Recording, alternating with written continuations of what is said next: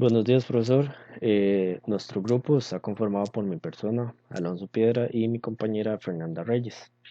A nosotros nos tocó el tema de saturación del núcleo en transformadores y su relación con el THD. Entonces, nosotros lo que vamos a tratar de hacer es explicar primeramente lo que es la saturación del núcleo y después el THD, para que al final podamos entablar una relación entre estos dos. Entonces dice que la saturación del núcleo es una característica del material ferromagnético del núcleo del transformador y es una característica no lineal. Entonces en esta gráfica podríamos apreciar de fácil manera las tres zonas de saturación, lo que es la zona de no saturación, el codo de saturación y la zona de saturación donde hay una menor pendiente. Entonces en esta parte principalmente lo que se da es que dependiendo del material del núcleo con el que se forme el transformador, así va a ser su reacción con las corrientes. Entonces, más o menos acá se puede ver lo que es la curva de histéresis. Entonces, eh, me dice que la relación entre la intensidad del campo de magnetización y la inducción magnética. Entonces, en esta gráfica lo que podemos observar primeramente para ponerlo en perspectiva, se puede tomar como el ejemplo de un clavo. Entonces, si nosotros le pasamos una corriente magnética al clavo, lo podríamos imantar o dejarle una carga magnética a este clavo. Entonces, si nosotros lo pasamos por el piso, podríamos recoger pequeños fragmentos de hierro de los cuales el clavo va a atraer a estas pequeñas partículas. Entonces es un ejemplo muy simple que lo podemos ver normalmente en la vida cotidiana y mediante esta curva nosotros podemos ver que cuando se incrementa la corriente va a aumentar el campo de magnetización y la inducción magnética. Entonces, cuando se aplica una corriente y después se quita, la trayectoria sería de OS a D. En el punto D tendría un flujo residual y si se siguiera aplicando hasta llegar al punto E, tendría una fuerza magnetomotriz. Entonces, eh, más o menos por lo que se dice que el núcleo está saturado porque nunca alcanza el punto de origen O. Entonces, ya una vez aplicada una corriente, entonces vamos a pasar del punto O al punto C. Y ya estando en el punto C, aunque quitemos esa corriente, vamos a seguir las líneas exteriores, desde el punto C hasta el punto F, y así sucesivamente. Entonces siempre vamos a estar sobre todos estos puntos. Vamos a seguir ese mismo camino de C a F sucesivamente, aunque ya no le conectemos una corriente magnética. Entonces el material originalmente de fábrica, por decirlo así, va a empezar en el punto O, pero ya el material va a quedar saturado, ya va a quedar con una corriente magnética al interior de su material. Entonces por eso es que se dice que se da una saturación del núcleo.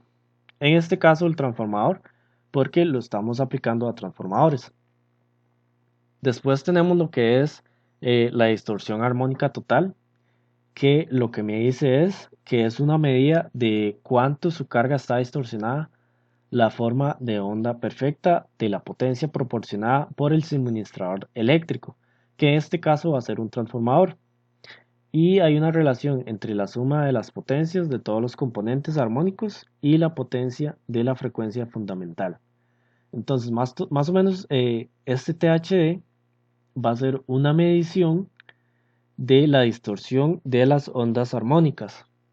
Entonces, este TH se puede obtener con estas dos fórmulas, que va a ser la raíz de la suma de los cuadrados de las amplitudes de todos los armónicos dividido entre el cuadrado de la amplitud de la componente fundamental y lo multiplicamos por 100 para obtener un porcentaje. Igual podríamos obtenerla con la otra, pero es mucho más sencillo trabajar con esta.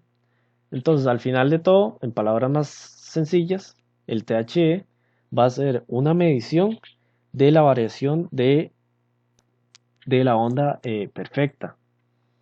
Entonces, más o menos por acá tenemos un índice que me dice que a qué porcentaje me puede dar el problema.